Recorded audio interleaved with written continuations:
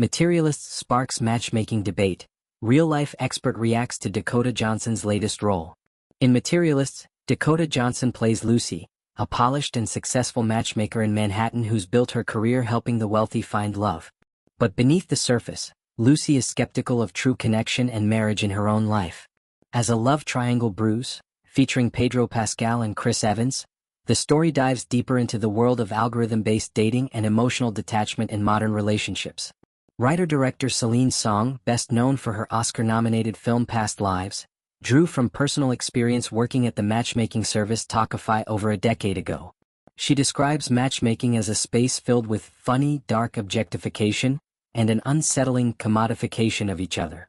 Her time there inspired a storyline that questions whether love can be successfully manufactured using data and checkboxes.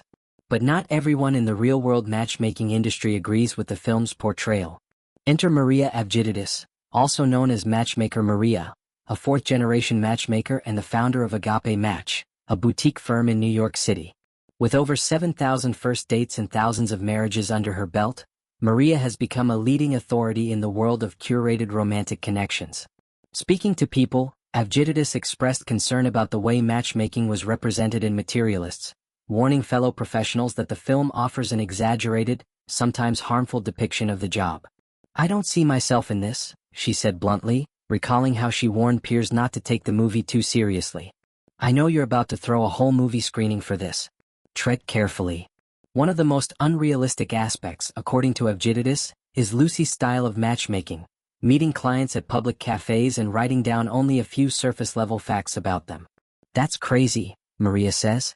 "You can't have deep, personal conversations in public like that, not in 2025. In her experience, client meetings are either held on Zoom or in private, never on the fly.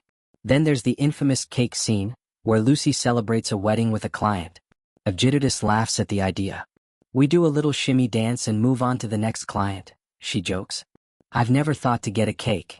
Maria takes a highly professional and structured approach to matchmaking. "I've been invited to many weddings but only attended 2, she shares, noting that she maintains emotional boundaries with clients. "I have other people who need me in my personal time." While her job is deeply personal, she emphasizes that she's not part of the love story itself. She's a facilitator, not a fairy godmother. While the film portrays matchmaking as a chaotic blend of intuition and superficial data, Avgitidis says her process is rigorous. "We don't just jot down an age range," she explains. "We write full essays based on in-depth interviews. We vet people not just for stats but for values, goals, and communication styles."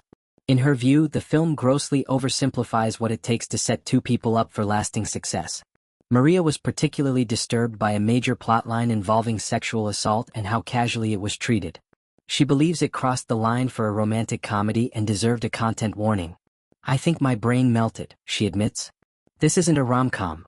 As someone who employs matchmakers, I was thinking about liability the entire time. If that had happened in real life, it would be a major topic in our industry's monthly trade call. We'd be talking lawyers, resources for survivors, everything." She also debunked the idea that matchmakers chase potential dates in public, something Lucy's character is shown doing in the film. "I've never done that. Maybe some people do it on LinkedIn, but I've always believed in inbound marketing," she says. Long before Instagram, Avgitidis was already branding herself using Foursquare, encouraging people to approach her organically. Despite all the dramatization, Avgitidis acknowledges that the film does get a few things right, especially when it comes to dating fatigue. "Some clients really are tired. They'll come in and say, 'I've waited this long, just find me someone.'" But she emphasizes that most of her clients are high-performing professionals who simply don't have time to swipe endlessly. They're like Pedro Pascal's character. They're entrepreneurs, bankers, or creatives who outsource this just like they would with a trainer or chef. Ultimately, Maria Avgitidis wants audiences to know that real matchmaking is far more nuanced, ethical, and emotionally intelligent than what Materialists presents. The job requires empathy, structure, and accountability, not just a charming personality and a notebook. As she puts it, "That scene with the 3-sentence client profile? That's a fireable offense. I've fired employees for less." Though the film may stir curiosity about matchmaking, Maria hopes viewers walk away understanding the difference between romanticized fiction and professional reality. "This isn't a game," she says. "People's emotions, safety, and futures are on the line. Matchmaking deserves better than a punchline.